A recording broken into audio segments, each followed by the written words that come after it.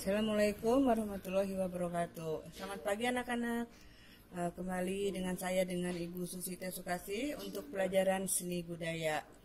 Pada pagi hari ini kita belajar tentang seni teater, melanjutkan materi yang minggu kemarin. Seni teater dalam arti secara luas, yaitu tentang keseluruhan peran dan adegan akting yang dipertunjukkan di atas panggung di depan para penonton. Contohnya ada akrobat, dagelan, ketoprak, wayang, sinetron, dan yang lainnya. Arti secara sempit, seni teater adalah adegan yang mempertunjukkan tentang kisah hidup seseorang dan dipertontonkan kepada halayak umum di atas panggung sesuai dengan naskah yang dibuat. Fungsi-fungsi teater rakyat. 1. Pemanggil kekuatan gaib. 2. Menjemput roh-roh pelindung untuk hadir di tempat terselenggaranya pertunjukan. 3. Memanggil roh-roh baik untuk mengusir roh-roh jahat. 4. Peringatan pada nenek moyang dengan mempertontonkan kegagahan maupun kepahlawanannya. Yang kelima, pelengkap upacara sehubungan dengan peringatan tingkat-tingkat hidup seseorang. Keenam, pelengkap upacara untuk saat-saat tertentu dalam siklus waktu. Dan yang ketujuh, yaitu sebagai media hiburan. Cerita tanpa naskah dan digarap berdasarkan peristiwa sejarah, dongeng, mitologi, atau kehidupan sehari-hari. Penyajian dengan dialog, tarian, dan nyanyian. Unsur lawakan selalu muncul.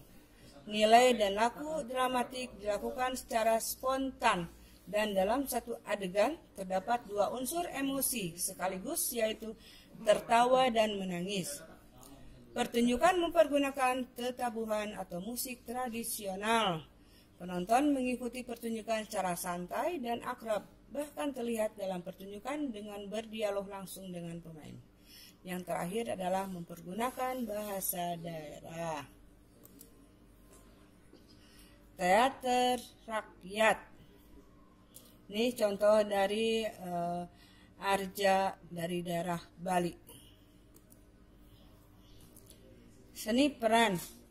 Kekuatan utama yang menjadi daya tarik sebuah pertunjukan teater adalah akting atau tingkah laku para pemain dalam memerankan tokoh yang sesuai dengan tuntutan karakter dalam naskah. Di sini ada gambar tentang peran atau lakon yang disajikan oleh 3 orang. Pengertian dari akting yaitu 1. Pembelajaran pertama yaitu konsentrasi. Yang kedua adalah ingatan emosi. Yang ketiga laku dramatik. 4. Pembangunan watak. Kelima observasi. Keenam irama, dan ketujuh suara dan cakapan. Gaya akting. Teatrikalisme adalah praktek berteater yang bertolak dari anggapan bahwa teater adalah teater. Realisme adalah teater harus melupakan ilusi atau cermin kehidupan nyata atau realitas. Beberapa istilah dalam teater. 1. Babak. Babak merupakan bagian dari lakon drama. Satu lakon drama mungkin saja terjadi dari 1, 2, atau 3 babak, mungkin juga lebih. Kedua, adegan. Adegan adalah bagian dari babak. Sebuah adegan hanya menggambarkan satu suasana yang merupakan bagian dari rangkaian suasana-suasana dalam babak. Ketiga, prolog. Prolog adalah kata pendahuluan dalam lakon drama. Yang keempat adalah epilog. Epilog adalah kata penutup yang mengakhiri pementasan. Yang kelima, dialog. Dialog adalah percakapan para pemain. 6. Monolog. Monolog adalah percakapan seorang pemain dengan dirinya sendiri. 7. Mimik. Mimik adalah ekspresi gerak-gerik wajah atau air muka untuk menunjukkan emosi yang dialami pemain. Kedelapan, gestur.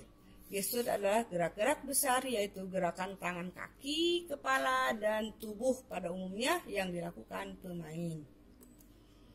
9. Blocking adalah aturan perpindahan tempat dari tempat yang satu ke tempat yang lain agar penampilan pemain tidak menjemukan. 10. Guide. Berbeda dengan blocking karena guide diartikan tanda-tanda khusus pada cara berjalan dan cara bergerak pemain. Unsur-unsur lakon teater. 1. Tema cerita. 2. Amanat. 3. Plot. Nah, dalam plot terbagi beberapa bagian, yaitu eksposisi, konflik, komplikasi, krisis, resolusi, keputusan. Yang kelima ada dialog, setting, dan interpretasi. Unsur-unsur pementasan, naskah, pemain, sutradara, tata rias, tata birama, tata panggung, tata lampu, tata suara, dan penonton. Terima kasih. Wassalamualaikum warahmatullahi wabarakatuh.